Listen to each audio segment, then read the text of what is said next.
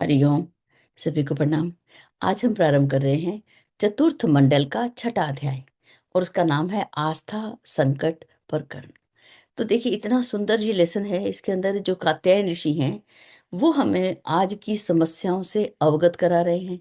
सबसे पहले तो हमें मालूम पड़ना चाहिए हमारी समस्या है क्या, और उसके बाद मालूम हो कि उसके सुधार का तरीका क्या है, कैसे सुधारें। फिर वो अगर उपाय मालूम पड़ जाए कैसे सुधारें, तो उस पर फिर अभ्यास शुरू कर देना और एक पूर्णता तक पहुंचना। हर काम में हम पूर्ण हो, कुशल हो, निपुण हो, इस रूप से हम काम करें। तो ये आस्था संकट भी आज इसी संदर्भ में जो है कात्यायन ऋषि के साथ यहाँ पे लिखते हैं। पहला ही जो 1 से 5 तक के श्लोक हैं कि सत्र का पहला दिन देव संस्कृति में, कहते हैं देव संस्कृति ने भारत भूमि में उदित होकर समस्त संसार में किस प्रकार दिनकर जैसा प्रकाश फैलाया, इस बात को जिज्ञासुओं ने सुना। अब ये बात देखिए हम कि भारत और बाकी पूरे संसार को अगर हम मैप के ऊपर देखते हैं तो भारत की सिचुएशन कितनी सी है। तो हमें मैप पर भारत कितना सा दिखता है, बिल्कुल छोटा सा।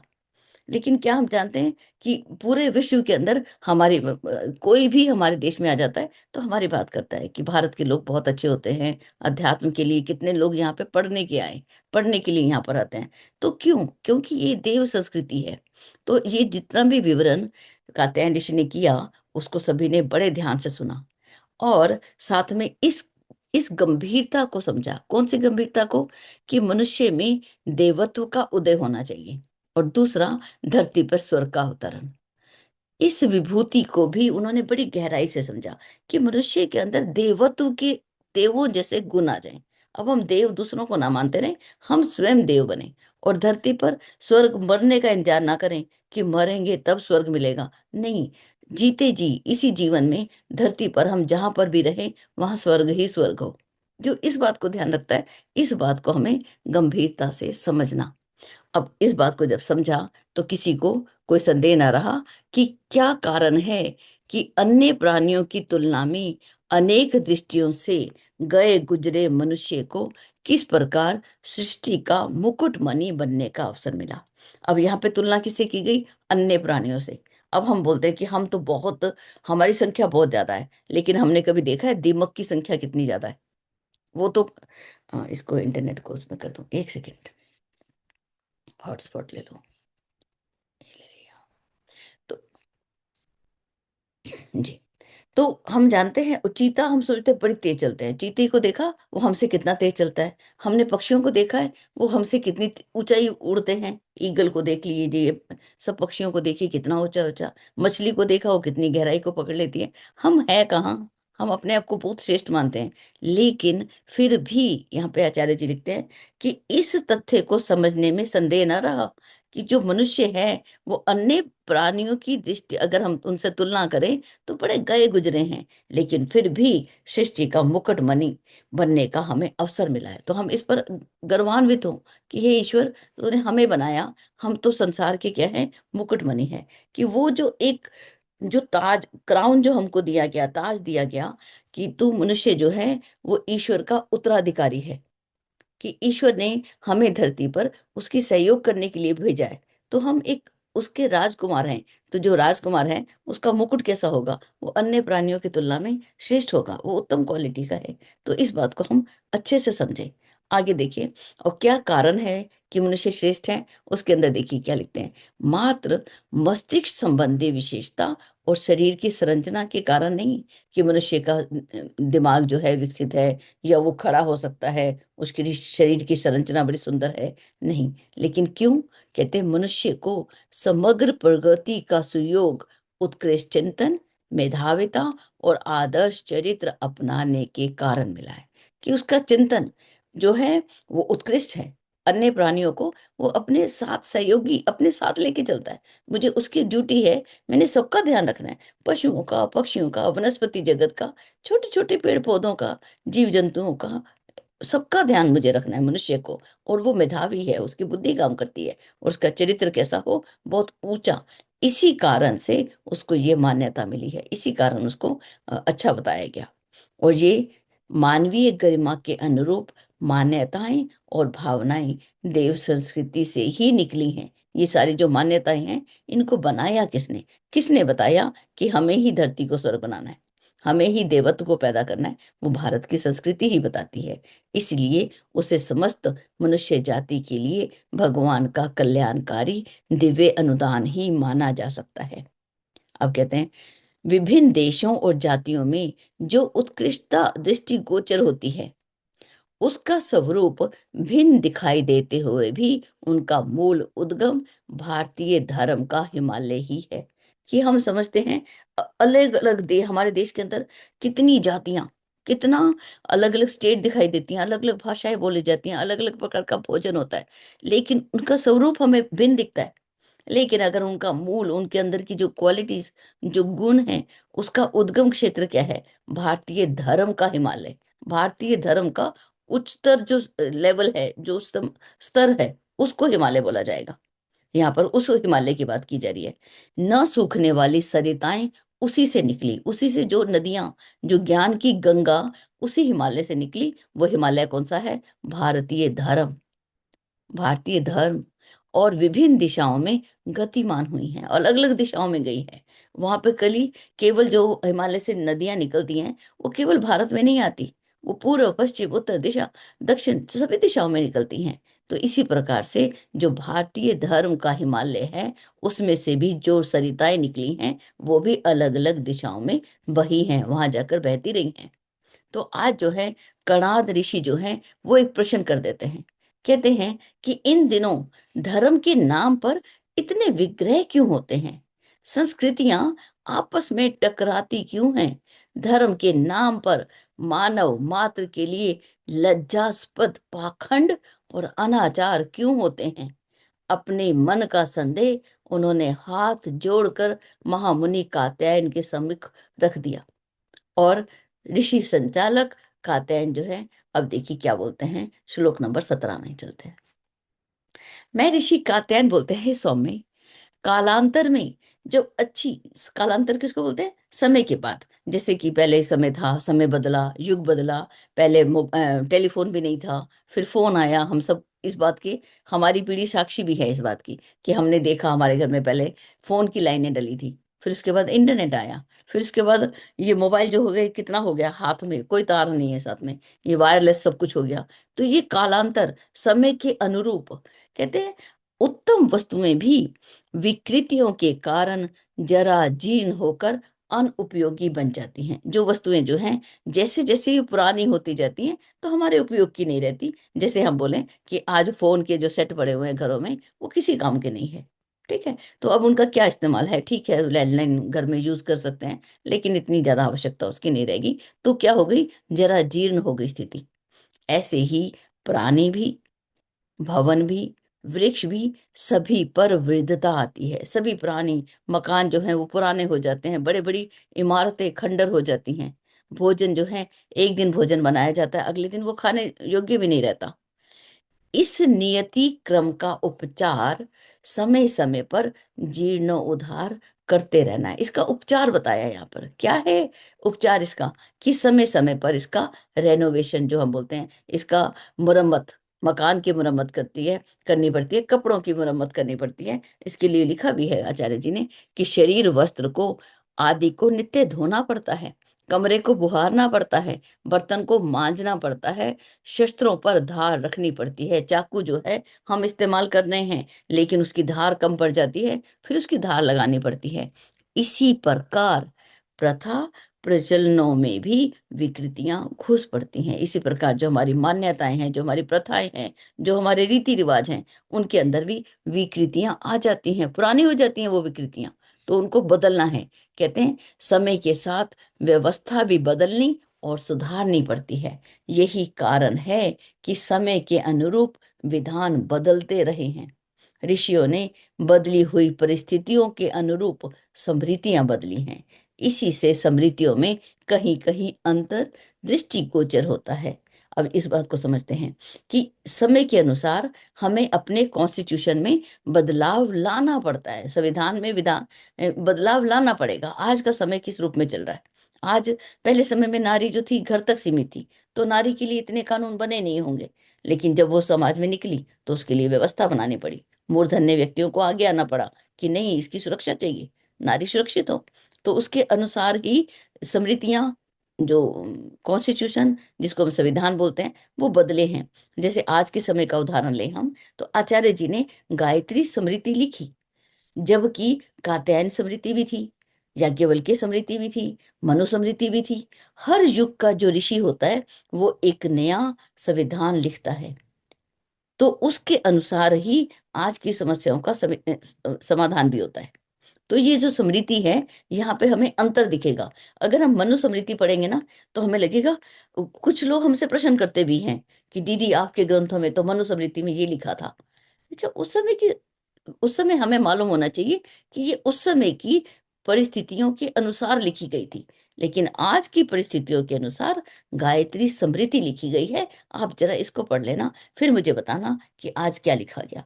उस पर हम समाधान कर सकते हैं, मनु के ऊपर हम नहीं कर सकते। ठीक है, वो पुरानी बात थी, पुरानी बात पर हम नहीं जाते। रात गई और बात गई, उस बात पर हम नहीं जाएंगे। आज की बात कीजिए। तो इस रूप में हम काम करेंगे।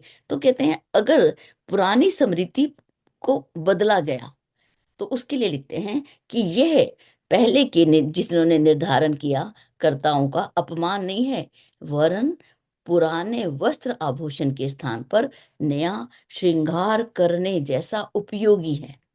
कि ये जो निर्धारण है, ये जो हमने नया बदलाव किया, इससे पुराने, अब जैसे माता पिता के समय में, पिताजी के समय में हम किस रूप में रहते थे, ससुर के समय में हम कैसे रहते थे, पति के समय में हम कैसे रहते थे। जब पति के साथ विवाह हुआ तो रूप बदला, लेकिन जब पुत्र आया तो अलग से रूप से रहना पड़ा, हर समय के अनुसार से। तो इसका मतलब नहीं है कि हम अपने पिताजी का, हमारे बड़ों का अपमान कर रहे हैं, नहीं। अपने बच्चों के साथ नई रीति नीति अपनाने का अर्थ है कि हम, जैसे हम अपने वस्त्र बदलते हैं, ऐसे ही हमने नए वस्त्र पहन लिए, नया श्रृंगार कर लिया। ये इस रूप में हम इसको देखें। अब देखिए, अगर हम समय बदल गया फिर भी उस जीर्णता को अपनाए रखा, तो ये आग्रह जो है, आचार्य जी ने लिखा, अनुचित है। इसको हम अंडरलाइन करें, अनुचित है। समय बदला, युग बदला, युग की बातें बदली, हमें भी बदलना है। जो युग के साथ चलता है ना, वही आगे बढ़ता है। अब आचार्य जी लिखते हैं, दुराग्रही लोग, जो पुराना सो अच्छा, सो नया, जो नया सो बुरा। जैसे हम बोल देते हैं ओल्ड इज गोल्ड, लेकिन सब कुछ पुराना अच्छा नहीं होता। सब कुछ पुराना अच्छा नहीं होता। पुराने कपड़े भी, फैशन चला गया तो हम झट से बदल लेते हैं कपड़े। अरे इसका फैशन ही नहीं है, अब तो बड़े पौंचे पहनने हैं, बड़ा ऐसा कॉलर होना चाहिए, इस तरीके की ड्रेस होनी चाहिए। आजकल कौन पहनता है? तो ये जो पुराना हमेशा ही अच्छा नहीं होता। जो ऐसी दुराग्रही दृष्टि अपना लेते हैं, जो ऐसी दुराग्रही किसको बोलते हैं? ऐसी जिद को पकड़ लेते हैं, ऐसी मान्यता को बना लेते हैं कि जो कुछ चल रहा है उसे परंपरा कहकर अनुपयोगी को भी मरे बच्चे को छाती से लगाए फिरने वाली बंदरिया का उदाहरण बनते हैं। जो पुरानी मान्यताओं को पकड़ के बैठे हैं, इसका मतलब कि वो जो है, जैसे बंदरिया क्या करती है, उसका बच्चा मर भी गया ना, तब उसको छाती से लगाए घूमती रहती है। कि हम भी वो पुरानी परंपराओं को, जिनका अब कोई उपयोग नहीं है, हम उनको भी अपने सीने से लगाए हुए, अपनी बुद्धि में लगाए के हम घूमते रहते हैं। बदलो, युग बदला, हम बदले, समय बदला। अब कहते हैं, और अभी लगता है उनको, जैसे कात्यायन ऋषि को, कि नहीं अभी समझ नहीं आया, और समझाता हूं। तो देखिए कैसे कहते हैं कि दूध में यदि मक्खी पड़ जाए तो वो खराब हो जाता है खाना, कितना भी बढ़िया खाना क्यों ना हमारे सामने पड़ा हो। कोई मक्खी निकाल के, हाँ भाई कोई कंजूस होगा उसको चूस के फेंक देगा, लेकिन ये क्या होता है, लेकिन अगर दूध में मक्खी पड़ गई, वो खाने योग्य नहीं होता। इसी प्रकार इन दिनों प्रचलित धर्म, धर्म संप्रदाय भी परस्पर लड़ते टकराते देखे जाते हैं। उनमें घुसी हुई विकृतियां जब परंपरा कही और दुराग्रह पूर्वक अपनाई जाती हैं, तो उत्तम भी अधम बन जाता है। जैसे दूध में मक्खी पड़ गई, ऐसे ही जो हमारी मान्यताएं हैं, जो उनको हमने पकड़ के रखा, छोड़ा नहीं, तो वो बड़ी उत्तम थी, लेकिन अधम बन गई।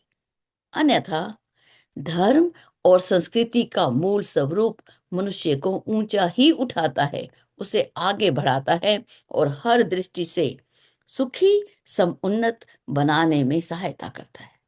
कहते हैं धर्म जो है, वो मनुष्य का, जो धर्म का मूल स्वरूप है, वो मनुष्य को ऊंचा उठाता है, उसे आगे बढ़ाता है, हर दृष्टि से सुखी और समुन्नत बनाता है। तो धर्म के हम अर्थ को समझे, हम इस जो है पुरानी जो मान्यताएं हैं उनको हम हटाएं, उनको नहीं, उनकी जगह नई मान्यताओं को, अच्छी अच्छाई को हम, तब इसीलिए गुरुदेव बोलते हैं दुष्प्रवृत्ति का उन्मूलन, उन्मूलन बोलते हैं, और सत्प्रवृत्ति का संवर्धन। तो ये जो है, अब आचार्य जी आगे लिखते हैं, ये दोष संस्कृति का नहीं है, उसमें किसी कारण घुस पड़ने वाले पाखंड अनौचित्य का है, जो उसे दोष दूषित कर देते हैं। ये संस्कृति की कोई कमी नहीं है, हम बोले कि अब तो भारत की संस्कृति खराब हो गई, ये तो कभी हो ही नहीं सकता।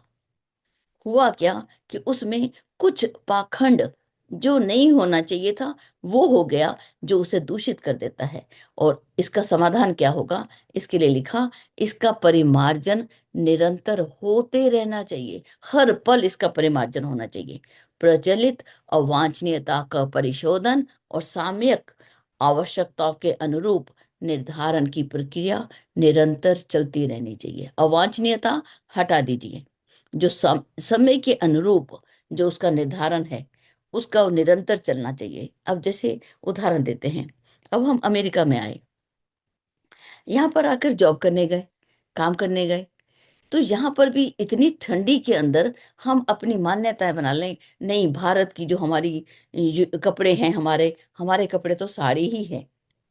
इतनी ठंडी है, जैसा देश वैसा वेश बनाना पड़ेगा या नहीं, हमें भी वो गर्म पजामा पहनना होगा या नहीं, गर्म ऊपर का जैकेट पहननी होगी या नहीं, नहीं नहीं हम तो अपने भारत के ही कपड़े पहनेंगे। तो फिर तो अब ठंडी के अंदर पहन के घूमिए फिर आप उसको अंदर, और दूसरे लोग भी आपको जैसे ऐसा लगता है जैसे कि हम उनसे अलग हो गए, उनके साथ एक रूप नहीं हो जाते।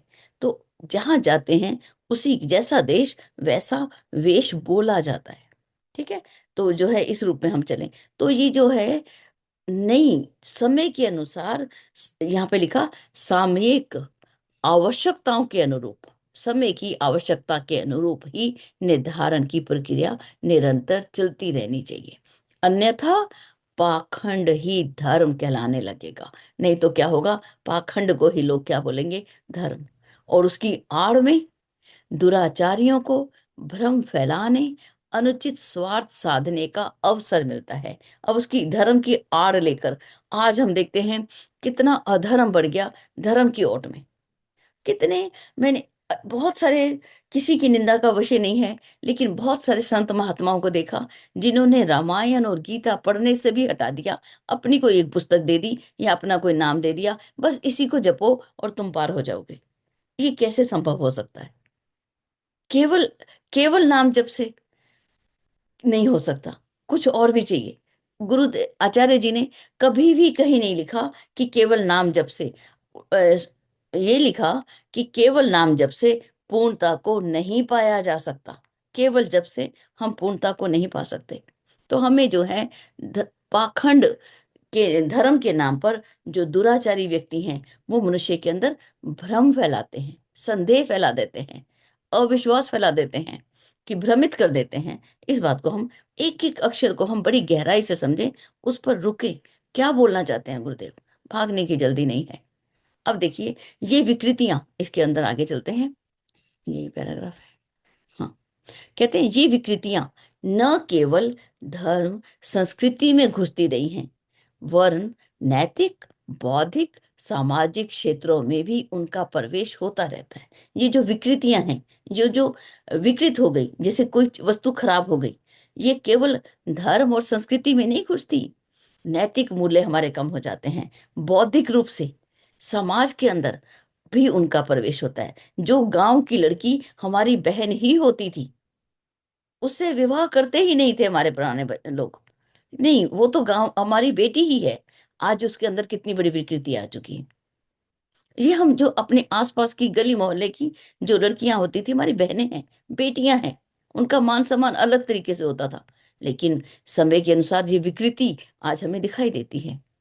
और देखिए, लोग आहार विहार, व्यवहार, व्यवसाय, उपार्जन, उपयोग जैसे दैनिक प्रयोजनों में भी विलास आकर्षण के नाम पर अवांछनीयता की आदत डाल लेते हैं। अब यहाँ इस लाइन को भी देखते हैं कि आहार विहार के रूप में भी हमें क्या खाना है, कि उसमें हम जो नहीं खाना चाहिए, अवांछनीयता किसको बोलते हैं, जो नहीं होना चाहिए उसको डाल देते हैं। व्यवहार, व्यवसाय, व्यवसाय हम किसका करें?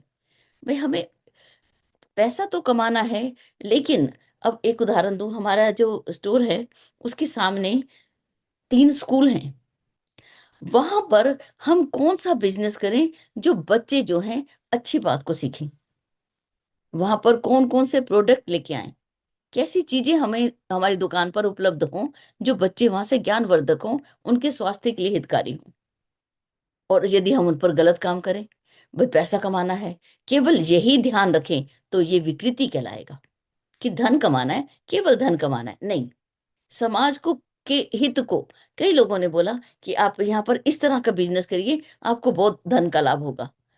वो बोलती है नहीं, मुझे केवल धन नहीं चाहिए। समाज को हम बुराई के अधोगति में छोड़कर हम किसी भी कीमत पर ऊपर उठ ही नहीं सकते। वो समाज हमें खींच के वापस ले आएगा कि अरे तुम तो गलत काम कर रहे हो, चलिए पीछे आइए। ईश्वर भी आगे बढ़ने नहीं देगा।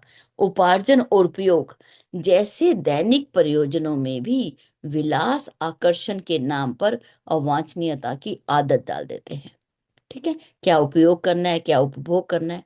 नशेबाजी जैसे अनेक दुर्व्यसन इसी कारण पनपे हैं। अब नशा जो हम समझते हैं कि ये जो बाकी वस्तुएं हैं उनका है, नशा हमारा ये, हम नशा इसमें भी करते हैं, अध्यात्म भी एक नशा बन जाता है। वो कैसे, उसको भी समझ लेते हैं।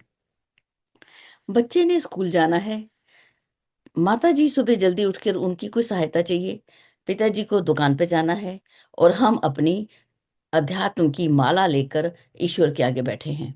वो इंतजार कर रहे हैं कब ये माला पूरी होगी और कब हमें हमारा नाश्ता मिलेगा। ये व्यसन है। परिवार की जो जरूरतें हैं, पहले उनको शांति से पूरा कर दीजिए, या फिर उनसे 1 घंटा पहले उठ जाइए। उससे उठकर सब काम कर लीजिए, और फिर जाकर उनको आप अपने आराम से बैठ के माला कीजिए, या तो पहले या फिर बाद में। शांति आपके मन में भी, अगर जल्दी जल्दी माला घुमाएंगे, जल्दी करो, पिताजी को मैंने खाना देना है, तो नहीं, वो फिर दोनों ही काम गलत हो गए। तो इस तरीके से जो दुर्व्यसन है वो अच्छाई में भी होते हैं। आपको मैं सोचे ना, व्यसन जो है, नशा जो है, हम अच्छे काम कर रहे हैं उसमें भी नशा आ जाता है, तो सावधान वहां पर। ठीक है। अपने देश में गुरुदेव लिखते हैं भिक्षा व्यवसाय, कौन कौन सी कुरीतियां हैं उनको भी हम समझ लें। भिक्षा को भी व्यवसाय बना लिया गया कि हम मांग कर ही गुजारा करते हैं। तो रही वो कहते मत मांगो तुम भीख। ठीक है। तो भीख मांगना, भिक्षा मांगना, ये कहाँ की हमारा स्वाभिमानी व्यक्ति हैं हम लोग। भारत को सोने, भारत देश को सोने की चिड़िया कहा गया। क्या सोना वहां पेड़ों पे लगता था? नहीं, हमारे पास इतने साधन थे, हम इतने स्वाभिमानी थे, हम नहीं मांगते थे। हम देने वाले हैं, हम लेते नहीं होते। उस बात को हम कब भूल गए पता ही नहीं चला। हम देने वाले हैं। भले ही मेरे पास कम है, चने हैं तो मैं चने बांट के ही खाऊंगी, अकेले नहीं खाना। वो सोने की चिड़िया है, हम देने वाले हैं। वो हमारे हमारी अपनी जो स्वाभिमान है उसको हम जीवित रखें। और अगर कोई सड़क पे कर रहा हो तो उस पर, हमने स्लम एजुकेशन पर बहुत सारा काम किया। एक ही उसका उद्देश्य था, इन बच्चों को अभ्यास डाल के पढ़ने का, और उसके बाद इनको स्कूल में डाल देना। बस, हमने नहीं पढ़ाना। हम सारा काम अपने ऊपर नहीं लें, समाज का जो व्यवस्था बनी हुई है उसी के अनुरूप चलें। सड़क पर भीख मांगने वाले बच्चों को रोका जाए। वो नशा भी करते हैं, मालूम आपको। हमने स्वयं देखा कि कुछ हाथ में ऐसे कपड़े के अंदर कुछ लगा लेते हैं, उसको सूंघते चलते हैं। जो समाज के अंदर यदि 10 व्यक्ति अच्छे हैं और 1,000 बुरे हैं, हम कैसे वहां पे जीवित रह सकेंगे? वो 10 अपनी स्थान कैसे बना सकते हैं? तो पूरे समाज को अच्छा बनाकर ही चलना होगा। और हमारी बुराई क्या है? जातिगत, जाति के नाम पर ऊंच और नीच की मान्यता जो हमने बना ली है, वो कहाँ से आई? हम उपनिषदों वाले लोग हैं जिसमें अभेद दर्शन पढ़ाया जाता है। ये किसने डाली विकृति? किसने डाली? ये हमारे पतन को दिखाती है। सनातन धर्म का पतन दिखाई देता है। हमारे में तो थी ही नहीं, हम तो उपनिषद वाले लोग हैं। भारत उपनिषदों, भारत दिव्य संस्कृति है, देव संस्कृति। कहाँ से आई? हटाया जाए वापस। पर्दा प्रथा, बहनों को, बेटियों को पर्दे में डाल दिया गया। अपने ही जीवन का उदाहरण लूं, अच्छी भली साइकिल चलाती हुई आज मैं कुछ भी चला नहीं सकती। इतने साल तक पर्दे में रखा गया। लेकिन ये तो अच्छा हुआ वो पर्दा अज्ञान का नहीं बना। वो पर्दा यदि अज्ञान का पर्दा आ जाता तो जीवन कैसा हो जाता, वो नरक हो जाता। उस पर्दे में भी अंदर जो रीडिंग की जो हैबिट थी वो लगातार बनी रही। तो पर्दा जो है, किसी रूप में भी किसी भी स्त्री को, किसी भी व्यक्ति को, चाहे वो पुरुष भी क्यों ना हो, उसको अंदर बंद कर देना, ये पर्दे के अंतर्गत आता है। नहीं, अंदर चलो, अंदर बैठो, बाहर नहीं जाना, तो ये पर्दा है। ठीक है, केवल कपड़ा ढकना ही पर्दा नहीं है। विवाहों में अपव्यय, वो हम देख रहे हैं। पशु बलि, पशु, धर्म के नाम पर पशुओं का वध करना, ये कहाँ की हमारी मान्यता है, ये कहाँ से आया। और बड़े बड़े मृतक भोज जैसे अनेक अनाचारों का प्रचलन चल पड़ा है। ऐसा चल पड़ा, कितना दुख होता, कितनी पीड़ा होती होगी जो व्यक्ति उस स्तर पर हो। जैसे गुरुदेव उस स्तर पे थे कि जो उपनिषद को जीते थे, जिन्होंने ईश्वर के साथ एकाकार किया हुआ था, उन व्यक्तियों को कितना दुख होता होगा। अब और भी देखिए, बहु प्रजनन के दुष्परिणामों को। एक पुत्र के लिए 10 लोग, 10 लड़कियां हैं, 11वां उसका पुत्र हुआ। बताना जरा, उस स्त्री की क्या हालत होगी जिसने 11 प्रजनन किए। क्या स्वास्थ्य बचा होगा उसका, क्या उसका कैल्शियम बचा होगा जीवन में। 10 बच्चे अगर दूध पी जाए उसके शरीर से तो सारा कैल्शियम उसका निचड़ गया होगा। और लास्ट में हड्डियां भी काम नहीं करती, शरीर की हड्डियां भी टूटने लग जाती हैं, अंदर बचा ही नहीं। ऑस्टोपोरोसिस नाम की मेडिसिन, बीमारी हो जाती है। और भी लिखते हैं आचार्य जी, फैशन और ठाठ बाट के निमित्त ढेरों पैसा खर्च करते हैं। फैशन के नाम पर हम कितना खर्च करते हैं, और ये भी पहन लें, ये भी ले लें, फैशन चला गया। अरे फैशन चला गया हो क्या हुआ, कपड़ा तो पुराना नहीं हुआ। एक बात को हम निश्चित रूप से याद रखें, कपड़ा हम तब तक पहने, तब तक पहने कि जब तक वो गल नहीं गया। आप मानोगे इस बात को? आसान है आपके लिए, मेरे लिए बड़ा आसान है उसको तब तक पहनना। मेरे लिए भी आसान है। बिल्कुल, जब तक उसको, अगर हमने अब धरती के अंदर लैंडफिल में गया, जमीन के अंदर दबाया, वो जाते ही गल जाए, क्योंकि गल चुका है। बिल्कुल उसकी कोई वो बचे नहीं है। और अगर हम अच्छे कपड़े को हम मिट्टी में डाल देंगे, उसको गलने में मालूम कितने साल लगते हैं, जरा करके देख लेना। 20 साल में भी अगर वो गल जाए ना तो बड़ी बात होगी। और हम तो आज धरती पर पॉलीथीन और दुनिया भर के गंदगी को दबा रहे हैं, ये कब गलेंगे, ये गलेंगे ही नहीं। तो धरती को हम प्रेम करें, अपनी भारत भूमि को नहीं, पूरी धरती माता को प्रेम करें। अपने आप को संकुचित ना करें। पूरा विश्व मेरा परिवार है, तो पूरे विश्व की धरती मेरी ही है। सफाई ना कर सके, कम से कम गंदगी ना फैलाएं, इस बात को तो पक्का याद रखें। इन दिनों व्यक्ति और समाज पर अस्वस्थता, असुरक्षता, असुरक्षा, दरिद्रता की विपत्ति लदती जा रही है। आज व्यक्ति जो है अस्वस्थ है, पहली बात। सब लोग, हम कितना ध्यान रखें, तब भी स्वस्थ में कहीं ना कहीं कमी आ जाती है। सुरक्षा, सुरक्षा के रूप में हम कितने डरते हैं। आज मनुष्य मनुष्य से ही डरता है, कोई मेरे धन को छीन ना ले। कोई, आज का समय कैसा हो चुका है। दरिद्रता, दरिद्रता किसको बोलते हैं? धन के अभाव को दरिद्रता नहीं बोलते। आलस से, बुराइयों को जब हमारे अंदर पड़ जाती हैं और मनुष्य जो है अभाव में रहता है, उसको दरिद्रता बोलते हैं। बुराइयों के कारण पुरुषार्थ किया, और अगर कोई बिजनेस बड़ा पुरुषार्थ किया और अगर उसका बिजनेस असफल हो गया, उसको दरिद्र नहीं कहते, वो पुरुषार्थ के क्रम में ही आता है। घर परिवारों में और क्या समस्या आई? कलह बढ़ता जा रहा है। मनोमालिन्य, मनोमालिन्य किसको बोलते हैं? मन के अंदर मैल बढ़ता जा रहा है एक दूसरे के प्रति। अरे उसने तो मुझे ये कहा था, मन में रख के बैठे हुए हैं, उसको हटाते ही नहीं। इसको मनोमालिन्य कहते हैं। कलह, उसके कारण कलह, क्लेश बढ़ रहा है आपस में। एक दूसरे को मान सम्मान देना ही बहुत दूर की बात हो चुकी है। ठीक है, हम अपने परिवार में ही सम्मान नहीं देंगे तो बाहर के लोग आके क्यों सम्मान देंगे? ठीक है, जन समुदाय के मध्य असहयोग, असंतोष, अविश्वास असाधारण रूप से बढ़ रहा है। इसका कोई साधारण रूप से असहयोग नहीं बढ़ रहा। असहयोग करने के हम तैयार हो जाते हैं, नहीं नहीं मैं तो इसकी हेल्प नहीं करता। मन में कैसा होता है? असंतोष, अविश्वास, ये किस गति से बढ़ रहे हैं, इसको हमें देखना होगा। अब इसके अंदर हम यहीं तक रख लेते हैं, समय हो चुका है। तो हम इसको आधा लेसन को कर लेंगे, तो हमें मालूम पड़ेगा कि इसका ऐसा हो नहीं सकता कि गुरुदेव ने इसका समाधान नहीं किया हो, तो इसका समाधान भी हमें इसी पाठ के अंदर मिलेगा। क्या है ये आस्था संकट, और हम इससे कैसे पार पालें, कैसे हम इससे बच जाएं। तो ये जो है, हम इसको देखते हैं। पहले हम इसकी समस्याओं को पहले रखा आचार्य जी ने, फिर इसकी सुधार, उसका समाधान को रखेंगे। तो यहीं तक रखते हैं आज के सब अध्याय को। तो मैं सबसे अनुरोध करूंगी कि हमें अभी तक सबसे पहले हम अपनी आज की समस्याओं पर विचार करें। और जो मुख्य काम था कि मनुष्य के अंदर देवत्व का उदय और धरती को स्वर्ग का अवतरण, हम कहाँ पुरानी मान्यताओं को पकड़ के बैठे हैं। उन पुरानी मान्यता कौन कौन सी हैं और उनको हम कैसे हटाएं, इस पर हम आज की चर्चा को आगे करेंगे। जी दीदी, आप लोग अपने आप को अनम्यूट कीजिए। चलिए प्रारंभ करते हैं। जयंती दीदी हमारे पास हैं। दीदी एक अध्यापिका रही हैं, वो आज की समस्याओं को ज्यादा जानती हैं, तो मैं दीदी को ये अनुरोध करूंगी। या हेमलता दीदी को भी मैं देखती हूँ। जी दीदी,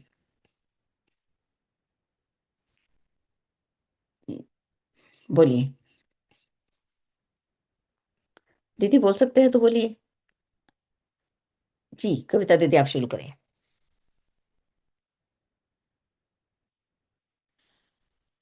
जी दीदी प्रणाम, सभी को प्रणाम। जी दी। गुरु जी, तो मतलब अभी का आस्था संकट में क्या क्या अगर हम लोग सुधार नहीं किए अपने आप को, तो हम लोगों को बहुत भारी हानि होगी, हो रही है और होगी। तो इसमें बहुत सारा पॉइंट गुरु जी लिख के दिए हैं, बताए हैं हम लोगों को। जैसे सही बात है कि विकृतियां बढ़ते जा रही है धर्म के नाम पे, ये सबसे ज्यादा मतलब हानिकारक हो रहा है। नैतिक बुद्धिता भी हम लोगों की कमती जा रही है। आहार विहार का भी हम लोगों का प्रॉब्लम, फैशन में हम लोग सच में बहुत पैसा बर्बाद करते हैं, बहुत ज्यादा ही बर्बाद करते हैं खासकर। और एक चीज और है, पशु बलि। तो पशु बलि जहां भी अगर धर्म में कहीं लिखा भी होगा, तो पशु बलि का मतलब है हमारे अंदर जो पशुत्व है उसको मारना है, ना कि कोई पशु पक्षी को मारना है। जी हमारे अंदर में भी तो परशु विराजमान है। तो उसको जैसे हम बदलेंगे तो युग बदलेगा, हम सुधरेंगे युग सुधरेगा। तो हमारे अंदर जो पशु है उसको मारना पड़ेगा। इसीलिए मधु कैटम का भी जो युद्ध दर्शाया गया था, विष्णु भगवान के कान से जो निकले थे और बहुत सालों साल तक युद्ध होते रहा, तो वो क्या था? लोभ मोह का ही तो था। जी उसके बाद महिषासुर का जो वध हुआ, माँ दुर्गा का अवतरण हुआ। तो सारा चीज हमारा काम, क्रोध, लोभ, मोह, अहंकार, ये पशु में आता है दीदी। इसको हम लोगों को मारना पड़ेगा। जी दीदी बाद में बात करते हैं दीदी। जी दीदी। प्रणाम, इतना ही जी समझना बहुत है। सुंदर दीदी, बहुत अच्छा। जी दीदी, अति जी सुंदर। दीदी जी प्रणाम, सभी को प्रणाम। जी दीदी, अपने आप को अनम्यूट कीजिए। जी हाँ, आशा दीदी बोलिए। प्रणाम दीदी। जी दीदी आज के समय में सबसे बड़ी, आप बोलिए आज के समय में सबसे बड़ी समस्या है महिला, महिला के दुश्मन। बिल्कुल, बहुत। अगर अगर समाज में कुछ आगे करना है तो सबसे पहले हम महिला एक रहे। जी अगर कहीं किसी से कोई कमी बेसी देखे भी, हर देखे तो उसको समझाए अकेले में, न कि उसका एक दूसरे के लग में क्रिटिसाइज करे, सामने में कुछ नहीं कहे, बाद में जाकर उसका कुछ कहे। और यह परिवार से चलेंगे, समाज, अगल बगल, विद्यालय, कॉलेज, जहाँ हम जिस संस्था में हैं उस संस्था में महिला महिला अगर एक ढंग से भाव बुझने लगे, और अगर कोई उस पर उंगली भी उठावे, हम जान रहे हैं जो वहाँ गलती है, लेकिन फिर उस गलती को अपना बेटी की तरह, जैसे छोटे बच्ची को हम अपना सिखा कर देते हैं, उसे व्यक्तिगत रूप से उसको सलाह के रूप में प्रेम से जिस ढंग से वह माने, लेकिन थर्ड पर्सन दूसरे आदमी अगर बोले वहां पर उसका विरोध कर देना है। हो सकता है उसकी परिस्थिति बस कोई तरह की वह गलती करे या उड़नता जो भी रहे, नजरअंदाज करे। जब हम सब एक आवाज रहेंगे, हम सब एक है, यह भाव से करेंगे, तो आगे विकास होगा। जी दीदी, बहुत वो सुंदर। बहुत जरूरी जी दीदी, अति सुंदर दीदी। जी है। धन्यवाद दीदी। जी रीता दीदी, आपने अनम्यूट किया था। जी दीदी प्रणाम, सभी बहनों को प्रणाम। मैं वही कह रही थी, जैसे पशु बलि के बारे में हम लोग बात कर रहे थे। आपने आज बहुत अच्छा, सारा ही अध्याय बहुत अच्छा रहा कि पुरानी कुरीतियों को छोड़ो, नए नए टाइम के हिसाब से चेंज होना, है ना। कि कैसे उस समय उस जो लिखा गया था उस समय क्या जमाना चल रहा था, कैसा मतलब युग था, क्या आसपास की परिस्थितियां थी, उस उसके हिसाब से लिखा गया। जैसे शास्त्रों में लिखा गया कि मैं को मारो, है ना। हमने पढ़ा कि बकरा मैं करता है, इसको मारो, चलो मैं को मारो। तो हमने पढ़ने में भी गलती की, है ना। तो अभी दीदी ने जैसे बात की, अब आगे की बात करती हूँ कि महिला महिला की दुश्मन है, ये बहुत बड़ी बात की दीदी ने, बहुत सच्ची बात की। घर में बहू आती है, हम उसका साथ नहीं देते, है ना, अपनी बेटी की तारीफें लगे लगे रहते हैं करने। हमारी बेटी ऐसे, हमारी बेटी ऐसे। उसकी सास से पूछो भाई जाके, है ना, वो भी उसकी बुराइयां कर रही होगी। तो बहुत अच्छा दीदी ने बताया कि अगर कोई कमी पेशी आ भी जाती है कि हम में कमियां नहीं है, उस बच्ची को प्यार से समझाओ। हो सकता है हम में ही कमी हो, वो प्यार से हमें समझाए तो हमें समझना चाहिए। जैसे आप दीदी एक दिन आप बता रहे थे कि बच्चों के हिसाब से हमें चलना चाहिए, हमें सीखना चाहिए। बहुत कुछ हमने नहीं सीखा हुआ, आज की टेक्नोलॉजी जो बच्चों को आता है सब कुछ हम पूछते हैं ना उनसे। तो अगर समय के हिसाब से हमें चेंज करना चाहते हैं तो हमें होना चाहिए। बहुत अच्छा दीदी, thank you so much, thank you दीदी। पूरा सेशन आपका बहुत अच्छा था, और बहुत अच्छे से आप पढ़ते समय साथ साथ छोटे छोटे उदाहरण देती हैं दीदी, आनंद आ जाता है सुनने का, जी थैंक और यू। समझ में भी आता है। Thank you. जी थैंक यू। गुरुदेव ने प्रणाम लिटरेचर दीदी, की भाषा जय लिखी है ना, गुरुदेव। साहित्य की। जी रूपा दीदी बोलिए। बहुत ही अच्छा प्रसंग रहा दीदी। इसमें गुरुजी ने धर्म से भी रिलेटेड बातें बताई, पशु पक्षियों को किस प्रकार से लोग हम लोगों को रक्षा करनी चाहिए, और उसको पशु को कैसे बलि दी जाती है। बहुत अच्छी अच्छी बातें। और खास करके ये पारा तो बहुत ही अच्छा लगा, जिसमें कि नारी उत्थान की बातें छुपी हुई है, कि ये 40वें से लेकर के 37वें से लेकर के 43वें श्लोक में जो आचार्य जी बता रहे हैं कि यह विकृतियां न केवल धर्म संस्कृति में घुसी रहती है, बल्कि नैतिक, भौतिक, सामाजिक क्षेत्रों में ये प्रवेश कर चुकी है, आहार विहार। तो इन सभी में सबसे जो अभी जो दो दीदी ने भी इस विषय में बताया कि ये महिलाओं का बहुत ज्यादा शोषण होता रहा है।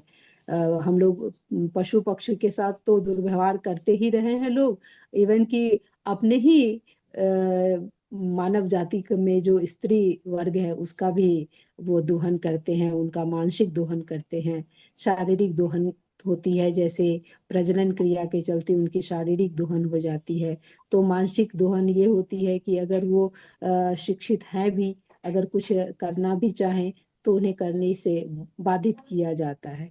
तो इस तरह से जो है बहुत दोहन होती है। और मैं कहना तो नहीं चाहिए, लेकिन एक प्रेजेंट का उदाहरण लोग देता है तो उससे बहुत समझ में भी बहुत आती है कि अभी भी हम लोग इस चीज को झेल रहे हैं। जहाँ एक तरफ हम बताते हैं कि हम अपनी बच्चियों को पढ़ाएं, इवन कि प्रधानमंत्री ने भी बेटी बचाओ बेटी पढ़ाओ की बातें करते हैं, लेकिन हम अभी भी ऐसी कुरीतियां देखते हैं। मैं अपनी ही खुद उदाहरण आपको बताती हूँ। मैं एमएससी एलएलबी म्यूजिक में प्रभाकर, और जब ससुराल आई तो कुछ भी करने को ना मिला।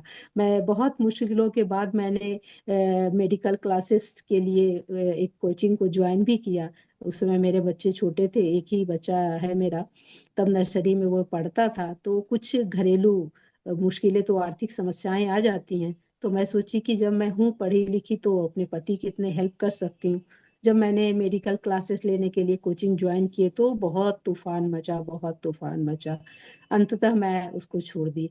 कि अगर हम इतने करने के बावजूद अगर हम कोई धन कमा भी लेते हैं, और अगर मानसिक शांति ही नहीं है, तो सबसे पहला प्रभाव दीदी मैंने ये महसूस की कि मेरे छोटे से शिशु के ऊपर क्या प्रभाव पड़ेगा।